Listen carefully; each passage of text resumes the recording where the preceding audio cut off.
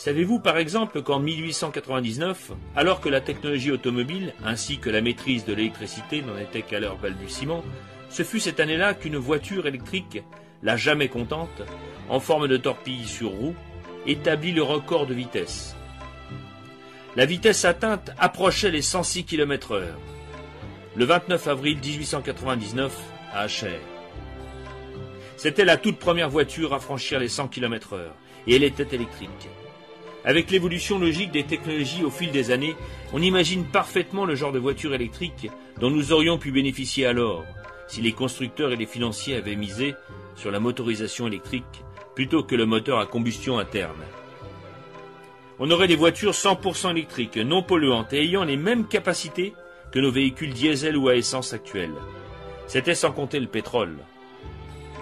Il était plus facile de s'enrichir avec cette matière première indispensable pour les moteurs à combustion, plutôt que de se soucier d'écologie ou d'énergie propre pour un avenir plus sain.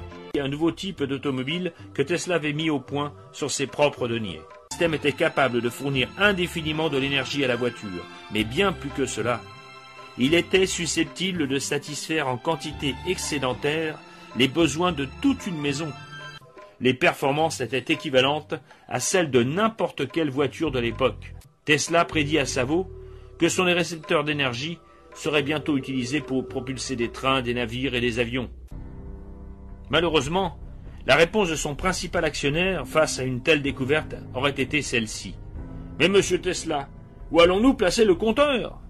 L'actionnaire en question était un certain Morgan. Banquier JP Morgan, qui détenait le monopole du cuivre utilisé pour fabriquer les lignes électriques, reconnut que l'invention de Tesla pouvait émettre de l'électricité sans câble et il cessa de financer Tesla.